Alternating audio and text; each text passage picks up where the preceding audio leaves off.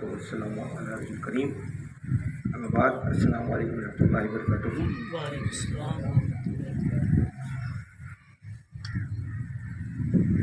جیسا کہ آپ کے علم ہے کہ یہ رجب کا مہینہ ہے اور حضرت رفاعی کی ولادت کا مہینہ ہے، اسی حساب سے میں جو ہے پچھلے اتوار کو میں نے آپ سے ذکر کیا تو کچھ حضرت رفاعی کے نصائح ارشادات کے بارے میں چاہ رہا ہوں کہ اس اتوار کو بھی اور بتا دوں آپ کو بہت کچھ حضرت رفاعی کے بارے میں، ان کے ارشادات کے بارے میں، تاکہ آپ بھی اس سے استفادہ حاصل کر سکیں۔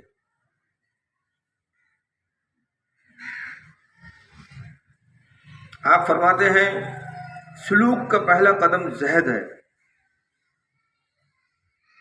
اور اتباع رسول صلی اللہ علیہ وسلم کا مدار اخلاص یعنی نیت پر ہے۔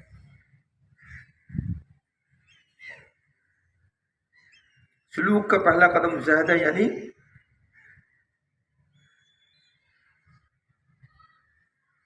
یہ کہ سب سے پہلے اپنے آپ کو اچھے اخلاق، اچھے اطوار اور پرہیزگار بنائیں، اس کے بعد پھر آگے بڑھیں، ورنہ فائدہ کسی بات کا نہیں۔ اور اس میں آپ صلی اللہ علیہ وسلم کی نیت ہونی چاہیے کہ آپ صلی اللہ علیہ وسلم اللہ کے رسول ہیں، یہ نیت ہونی چاہیے، اور آخری پیغمبر ہیں، انہی کے اوپر سارا دار ہے، انہی کی اتباع کریں گے تو آگے جائیں گے، کیونکہ وہی ہیں جنہوں نے ہم کو اللہ تعالیٰ کا راستہ بتایا اور اللہ تعالیٰ سے جڑایا، ورنہ اس سے پہلے تو ہمیں پتہ ہی نہیں تھا کہ اللہ تعالیٰ ہے بھی یا نہیں۔ آج بہت سے لوگ کہتے ہیں کہ اللہ تعالیٰ کہاں ہے، نظر تو نہیں آتا۔ تو یہ جتنی شان نظر آ رہی ہے یہ سب اللہ تعالیٰ کی شان ہے، یہ پہاڑ، یہ سمندر، یہ بادل، یہ ہوائیں، یہ بارشیں، یہ اناج جو اگ رہا ہے، یہ اللہ کی شان ہے نا، ورنہ کسی میں اگر طاقت ہے تو وہ اگا کے دکھا دے۔ تو یہ اللہ کی شان ہے، دیکھنے والی نظر چاہیے۔ اللہ تعالیٰ عز و جل کی طرف متوجہ ہونے والوں کا پہلا قدم زہد ہے، یعنی دنیا سے بے رغبتی اور آخرت کا طالب ہونا۔ اس کی اصل بنیاد تقویٰ ہے۔ تقویٰ کے معنی ہے اللہ سے ڈرنا، جو کہ علم و حکمت کی چوٹی ہے۔ ان سب کا دار و مدار ارواح و اجسام کے امام سید الانبیاء حضرت محمد صلی اللہ علیہ وسلم کی اچھی طرح سے پیروی کرنے کا نام ہے، اور تابعداری کا پہلا زینہ یہ ہے کہ خلوص کے ساتھ آپ کی اقتداء کی جائے، یعنی اللہ تعالیٰ کی طرف اگر آپ کو بڑھنا ہے اور اس کے راستے پر چلنا ہے تو سب سے پہلا قدم جو ہوگا وہ کیا ہوگا،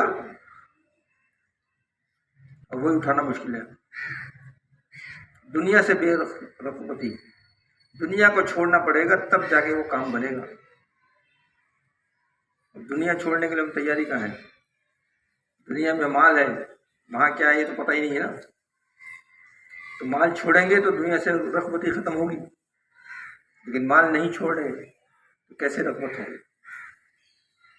تو سب سے پہلا قدم کیا ہے کہ دنیا چھوڑیں اور اللہ کی طرف اس کے راستے پہ آ جائیں۔ اس نے جو آپ صلی اللہ علیہ وسلم کو بھیج کر ہمیں جو راستہ بتایا ہے اس پر ہم چلیں تو ہوگا، اور آخرت میں طالب ہونا یعنی آخرت میں سوچنا کہ میں اچھے کام کر رہا ہوں تو مجھے اس کا جزا ملے گی، سزا نہیں ملے گی، جزا ملے گی۔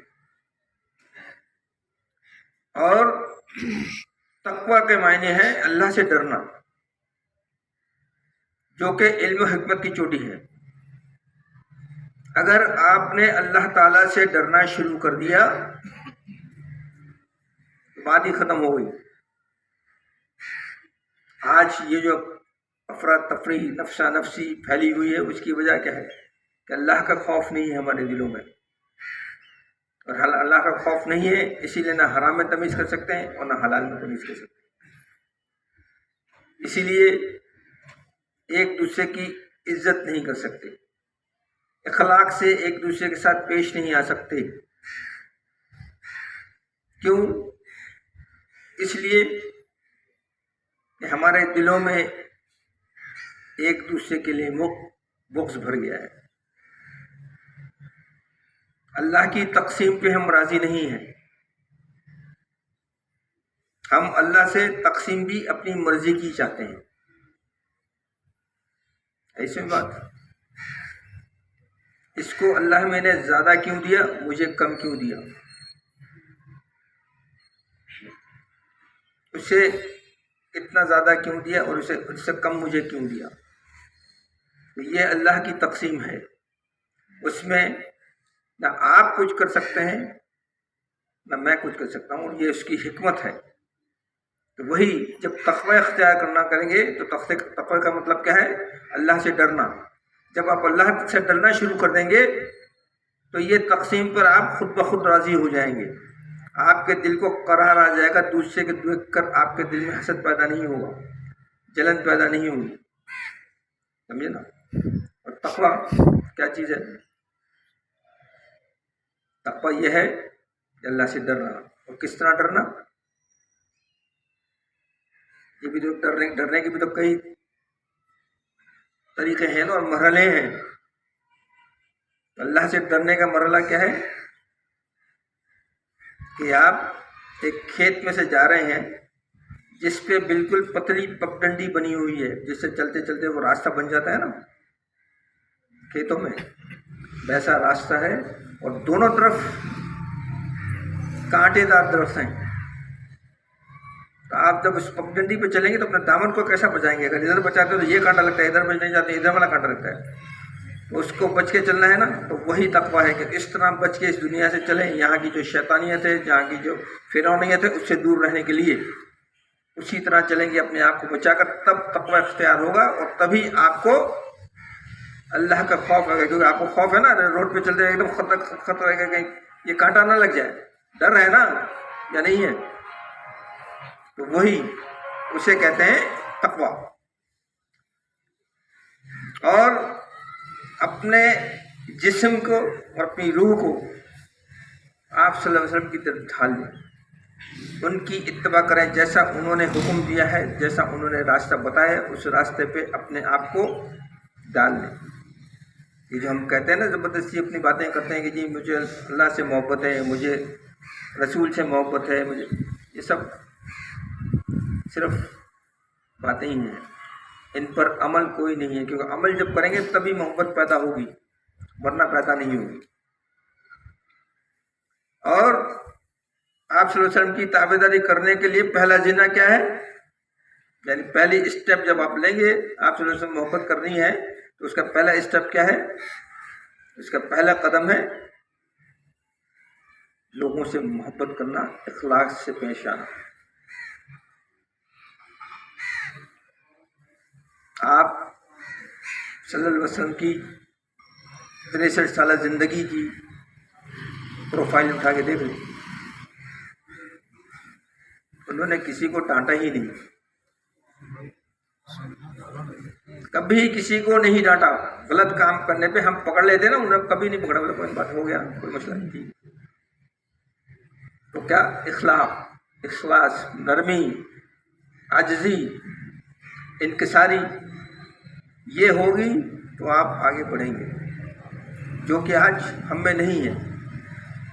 اس کی وجہ یہی نہیں، میں نے جیسا آپ کو بتایا نا کہ ہم اللہ تعالیٰ کی تقسیم پر راضی نہیں ہیں، نمبر ایک۔ دوسری بات، شیطان کے پیروکار ہو چکے ہیں۔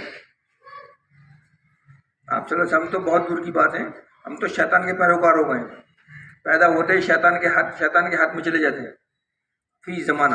پہلے تو پھر بھی کچھ تھا، اب تو کچھ بھی نہیں۔ اب تو ماں، بچہ پیدا ہوتا ہے، بچہ روتا ہے تو اس کے ہاتھ میں 2 دن کا ہوتا ہے، موبائل پکڑا دیتی ہے ہاتھ میں، شیطان ہاتھ میں پکڑا دی، تو وہ کیا سیکھے گا؟ اللہ کا کلام سیکھے گا یا یہ سیکھے گا؟ پہلے تو بچہ روتا تھا تو ماں اٹھتی تھی، کیا بات ہے، اٹھا کے لاتی تھی، اس کو دودھ پلاتی تھی۔ آج وہ اپنے چکروں میں لگی ہوئی تھی موبائل میں، تو دوسرا موبائل اس کے بچے کے ہاتھ میں ڈال دیتی ہے۔ تو شیطان کے پیروکار بن گئے ہم، اس لیے یہ سب تمام چیزیں ہمارے سامنے چل رہی ہیں، اور اسی لیے ہم نے اخلاص و خلوص تمام چیزیں چھوڑ دی ہیں۔ ہم ایک دوسرے کے اندر بغض دیکھتے ہیں، ہم ایک دوسرے سے نفرت کرتے ہیں۔ بظاہر میں آپ سے بہت اچھی طرح سے بات کر رہا ہوں، لیکن میرے دل میں کیا ہے یہ آپ جانتے ہیں؟ یا آپ کے دل میں میرے لیے کیا ہے آپ جانتے ہیں؟ لیکن ایک بات یہ بھی بتا دوں آپ کو، اور پہلے بتا چکا ہوں، کہ یہ جو ہے نا کہ میں آپ کے دل کا حال نہیں جانتا اور آپ میرے دل کا حال نہیں جانتے، یہ بھی ایک بہت بڑی نعمت ہے۔ اس لیے کہ اگر مجھے آپ کے دل کا حال پتہ لگ جائے تو میں آپ کو زندہ نہیں چھوڑوں گا، اور آپ کو میرے دل کا حال پتہ لگ گیا تو آپ مجھے زندہ نہیں چھوڑیں گے۔ تو یہ اللہ تعالیٰ نے ایک بہت بڑی نعمت ہمیں عطا کی ہے کہ ہم ایک دوسرے کے دلوں کا حال اور ایک دوسرے کے بارے میں نہیں جانتے۔ جو سامنے ہے بظاہر میں آپ سے بول رہا ہوں وہی آپ سمجھتے ہیں، میں آپ سے اخلاق سے پیش آتا ہوں، بہت اچھی بات ہے، آپ سمجھتے ہیں پتہ بہت اچھا ہے کہ میرے دل میں آپ کے لیے کیا ہے یہ اللہ ہی جانتا ہے۔ لیکن الحمدللہ میرے اور آپ کے دلوں میں اللہ نے خلوص و محبت رکھی ہے، اور ہمیشہ قائم رکھے مرتے دم تک، آمین، تاکہ ہم ایک دوسرے سے محبت کرتے رہیں اور ایک دوسرے سے سیکھتے رہیں۔ آپ فرماتے ہیں بزرگوں، دیکھیں کیسی زبردست بات بولی ہے، اگر آپ غور کریں گے تو آپ کی سمجھ میں آ جائے گی۔ کیا فرماتے ہیں حضرت رفاعی؟ فرماتے ہیں بزرگوں اپنے دلوں میں اللہ کو ڈھونڈو، کیونکہ اللہ یہی ہو سکتا ہے، اس کے علاوہ کہیں نہیں ہو سکتا۔ پوری دنیا پہ اس کی حکومت ہے لیکن ملے گا یہیں، کیونکہ وہ ہمارے شہر سے بھی قریب ہے، تو ملے گا یہیں، مسجدوں میں اور مزاروں پہ اور دوسری جگہوں پہ جانے سے نہیں ملے گا اللہ، قوالیاں کروانے سے نہیں ملے گا اللہ، نعت خوانی کروانے سے نہیں ملے گا اللہ، عرس کروانے سے نہیں ملے گا اللہ۔ اپنے دل پہ ڈھونڈو گے تو اللہ تعالیٰ آپ کو ملے گا، اندر جا کے دیکھو گے تو وہاں اللہ تعالیٰ آپ کو نظر آئے گا۔ ٹھیک ہے، کیا فرمایا؟ اپنے دلوں میں اللہ تعالیٰ کو ڈھونڈو، باریک باتیں نکالنے اور زبان چلانے سے اللہ نہیں ملے گا، وہ تو گردن کی رگ سے زیادہ تمہارے نزدیک ہے، اس کا علم ہر چیز پر محیط ہے، پوری کائنات پہ اس کا علم محیط ہے، وہ کائنات کے اوپر چھایا ہوا ہے، سمجھے نا؟ اپنے اعمال کو ان 5 ارکان پر مضبوطی سے جماؤ جن پر اسلام کی بنیاد رکھی گئی ہے۔ آپ صلی اللہ علیہ وسلم نے فرمایا اسلام کی بنیادیں 5 چیزوں پر ہیں۔ ایک، اس بات کی گواہی دل و جان سے دینا کہ اللہ تعالیٰ کے سوا کوئی معبود نہیں اور آپ صلی اللہ علیہ وسلم اللہ کے رسول ہیں۔ یہ بات کی گواہی دینا ہے، لیکن گواہی زبان سے نہیں دینا ہے، دل و جان سے دینا ہے۔ ہم تو بولتے ہیں نا اللہ بہت بڑا ہے، اللہ بہت بڑا ہے، پھر آپ کے دل میں خوف کیوں نہیں پیدا ہوتا؟ آپ حرام کمائی کیوں نہیں چھوڑ دیتے؟ آپ کے دلوں میں نرمی کیوں پیدا نہیں ہوتی؟ دن بدن سختی ہی پیدا ہوتی چلی جا رہی ہے کہ میرے جیسا تو کوئی ہے نہیں بھائی، میں تو ابھی لات ماروں گا زمین پھاڑ دوں گا، ہے نا؟ ابھی ہوا نکل جائیں گے تو پتہ بھی نہیں گا، 4 آدمی اٹھا کے لے جائیں گے تو جائے گا، ورنہ جا بھی نہیں سکے گا اپنی جگہ سے، ہل بھی نہیں سکے گا، اور خود نہا بھی نہیں سکے گا۔ کتنے غور طلب بات ہے، دیکھیں کتنی غور طلب بات ہے کہ جب انسان پیدا ہوتا ہے تب بھی اپنے ہاتھ سے نہیں نہا سکتا، اور جب مرتا ہے تب بھی اپنے ہاتھ سے نہیں نہا سکتا۔ غور کیے گا بھی اس بات کے اوپر، بھی غور کیا آپ نے؟ پیدا ہوتا ہے تو وہ نرسیں نہلاتی ہیں یا وہ دائی ہوتی ہے وہ نہلاتی ہے نا، اور جب مرتا ہے تو غصہ نہلاتے ہیں۔ تو تیرے میں کیا جان ہے؟ کچھ ہے؟ کچھ بھی نہیں، پش کر کے نکل جانا ہے ساری چیزیں، تو اتنے کرنے کی ضرورت نہیں ہے۔ تو کیا فرمایا کہ 5 چیزیں ہیں، یہ دل سے گواہی دینا، دل و جان سے گواہی دینا اللہ کے سوا کوئی معبود نہیں اور آپ صلی اللہ علیہ وسلم اللہ کے رسول ہیں۔ دوسرا، نماز قائم کرنا۔ تیسرا، زکوٰۃ دینا۔ چوتھا، بیت اللہ کا حج کرنا اگر استطاعت رکھتا ہے، آپ میں اتنی طاقت ہے، اتنا آپ کے پاس ہے تو، اور روزے رکھنا۔ آج کل ایک چھٹا بھی آ گیا، پیٹ، یہ ایسا آ گیا ہے کہ سارے پیچھے رہ جاتے ہیں، پیٹ پہلے چلتا ہے، پھر وہ حرام کچھ نہیں دیکھتا، حرام دیکھتا نہ حلال دیکھتا، کچھ نہیں دیکھتا، پہلے اس کے چکر میں پڑتا ہے اور پھر اس کو بڑھتا رہتا ہے حرام سے، حلال سے نہیں بڑھتا۔ کوشش کرتا ہے کہ زیادہ سے زیادہ بھرا جائے، اتنا بھر جائے کہ گلا پڑ جائے، لیکن وہ پھٹنے کے لیے بھی تیار نہیں ہے۔ تو یہ 5 چیزیں جو ہیں کیا؟ اللہ کی بات مطلب گواہی دینا کہ اللہ ایک ہے، اس کا معبود ہے، اور وہی آپ صلی اللہ علیہ وسلم اس کے رسول ہیں۔ نماز، زکوٰۃ، بیت اللہ کا حج اور روزے رکھنا۔ پھر فرماتے ہیں، آگے فرماتے ہیں، اللہ تعالیٰ کے راستے میں نفس اور خواہش نفس کے ساتھ نہ چلو۔ جو شخص نفسانیت کو ساتھ لے کر اس راہ میں چلتا ہے وہ پہلے ہی قدم میں کھو جاتا ہے۔ نفس تو جانتے ہیں نا آپ کا، نفس خواہشات، شیطان جو ہے وہ آپ کو نئی نئی خواہشات دلاتا ہے، نئی نئی چیزیں یاد دلاتا ہے نا کہ یہ کر لے، یہ کر لو۔ تو اس کو ختم کرنے کے لیے پہلے اپنے آپ کو نفس پہ مارو، ان چیزوں کی خواہشات ختم کر دو جن کی آپ کو ضرورت نہیں ہے۔ جتنا گزارا ہو سکتا ہے اتنا کریں، اور جتنا اللہ نے دیا ہے وہاں تک کی چادر پھیلائیں، اس سے زیادہ پھیل پھیلانے کی ضرورت نہیں ہے۔ تو اپنے نفس پہ کنٹرول کرے۔ اگر نفس یعنی خواہشات کے اوپر آپ چل گئے تو راہ پٹک گئے، یعنی غلط راستے پہ چلے جائیں گے پھر آپ، کیونکہ شیطان آپ کو نفسانی خواہشات پہ اکساتا رہے گا کہ آج 100 روپے رشوت دیے، کل 2000 روپے رشوت لے لیں گے۔ وہ جو قوالی میں نوٹیں لوٹاتے ہیں نا، 50 510 کی نوٹیں یوں کھڑک کھڑ کر کیسے نوٹ لوٹاتے ہیں قوال کے اوپر، یا اپنے کیا نام اپنے ناد خانوں کے اوپر لوٹاتے ہیں۔ اس لیے لوٹاتے پتا آپ کو، وہ اس لیے لوٹاتے ہیں کہ ان کو معلوم ہے کہ آج میں 50,000 روپے لوٹ پڑا نا، صبح جا کے جو 5 لاکھ روپے کمانے کا تبھی لوٹا سکتا ہے نا۔ اگر حلال کی کمائی ہوگی تو کوئی لٹائے گا؟ سوچیں، غور کریں نا یار، حلال کی کمائی کیسے لٹائے؟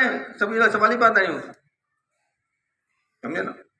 وہی والی بات ہے کہ اپنے نفسانی خواہشات کو ختم کریں، اللہ کے راستے پہ چلیں، جو راستہ اس نے بتایا ہے اس کے اوپر گامزن رہیں۔ اللہ تعالیٰ آپ کو عزت بھی دے گا، دولت بھی دے گا، اور شہرت بھی دے گا، تمام چیزیں دے گا۔ بزرگوں اپنے نبی صلی اللہ علیہ وسلم کی شان کو بہت بڑا سمجھو۔ آپ ہی واسطہ ہیں مخلوق اور حق تعالیٰ کے درمیان میں، آپ ہی نے خالق و مخلوق کا فرق بتلایا۔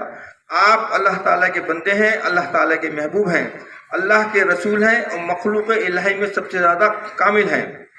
تمام پیغمبروں میں سب سے افضل ہیں، اللہ کی طرف راستہ بتلانے والے اور اللہ کی طرف سب کو بلانے والے، اللہ تعالیٰ کی خبریں سنانے والے، اور سب کے لیے بارگاہ رحمانی کا دروازہ اور بار صمدیت میں سب کا وسیلہ ہے۔ جو آپ سے مل گیا اللہ سے مل گیا، اور جو آپ سے جدا ہوا اللہ سے جدا ہوا۔ سمجھ میں آ گئی؟ تو سیدھی سیدھی بات ہے۔ اللہ تعالیٰ کی شان، پچھلے اتوار کو میں نے یہ بتایا تھا کہ حضور صلی اللہ علیہ وسلم کی شان کو ہم جانتے نہیں ہیں۔ ہم نے سیکھ لیا جھنڈے ہاتھ میں پکڑ کے ہلانا، چیخنا، چلانا، ان کی نعتیں پڑھ کے جھومنا، جب نماز کا ٹائم آئے تو گھر بھاگ جانا۔ معذرت کے ساتھ برا نہیں مانے گا، جو بات کر رہا ہوں حقیقت کر رہا ہوں۔ تو وہی کہ ان کی شان کو پہچانے اور یہ ان کا احسان مانے کہ انہوں نے ہمیں اللہ تعالیٰ کا راستہ بتایا، اللہ سے ہمیں ملایا کہ اللہ میں اور ہم میں کیا فرق ہے، اللہ تعالیٰ کون ہے اور ہم کون ہیں، یہ انہوں نے فرق بتایا، سمجھے نا؟ اور پیغمبروں اور مخلوق کے سب سے افضل آپ ہی ہیں، اور اللہ تعالیٰ کی تمام خبریں انہوں نے ہی دی نا ہم کو کہ اللہ ہے، کیسا ہے، کیا نہیں ہے، اسی نے دی، انہوں نے دی، پھر وہ ہے۔ جو ان سے مل گیا تو ہم ان سے اگر مل گئے تو ہم ان کے اللہ کے راستے پہ ہیں، اور اگر ان سے ہم جدا ہوئے تو اللہ سے جدا ہو جائیں گے۔ وہ جو کہتے ہیں نا صرف اللہ، ان سے پوچھنا جا کے اللہ کا ہوتا کیا ہے، پہلے تو پوچھو تو صحیح ان سے جا کے کہ اللہ ہے کون، تمہیں پتہ ہے کہ تو محمد ہے جس نے ہم کو ملوا دیا اللہ سے، اگر وہ نہیں ہوتے تو ہم اللہ کو پہچان بھی نہیں سکتے تھے۔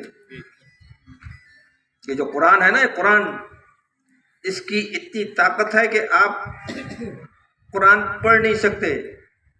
یہ تو آپ صلی اللہ علیہ وسلم کے دل پہ اترا اور وہاں سے چھن کے ہمارے پاس آیا تو ہم پڑھ رہے ہیں، ورنہ ہماری طاقت نہیں تھی کہ ہم اس دین قرآن کو قبول کر سکتے۔ آپ صلی اللہ علیہ وسلم کے دل پہ اتر گیا، وہاں سے چھن کے ہمارے پاس آیا نا، چھنی میں سے چھن کے آتا ہے نا، تو ہی پینے کے قابل ہوتا ہے نا پانی، گدلا جو ہوتا ہے، وہی جب چھن کے آیا نا تو ہم اس قابل ہوئے کہ اس کو پڑھ سکے، ورنہ ہماری طاقت اور ہماری زبان کیا تھی کہ جو ہم پڑھ سکتے۔ جس کسی نے آپ صلی اللہ علیہ وسلم کی سچی حدیثوں کو رد کیا، اس نے ایسا ہی کیا جیسے کسی نے کلام اللہ کو رد کیا۔ آپ صلی اللہ علیہ وسلم کا ارشاد ہے، اللہ اللہ فی اصحابی، اللہ فی اہل بیتی، میری اہل بیت کی بابت اللہ سے ڈرو اور ان کے حقوق ادا کرو۔ اللہ تعالیٰ جس بندے کے ساتھ بھلائی کرنا چاہتا ہے اس کو اہل بیت کے متعلق رسول اللہ صلی اللہ علیہ وسلم کی اس وصیت کی تعمیل کی پوری توفیق دیتا ہے۔ یعنی اہل بیت کو چھوڑنا نہیں ہے، اہل بیت کے ساتھ بھی ہمارا تعلق رکھنا ہے۔ اگر نہیں رکھیں گے تو آپ صلی اللہ علیہ وسلم سے ناراض ہو جائیں گے، کیونکہ آپ کی اہل بیت ہے، آپ کی ذریت ہے، اس لیے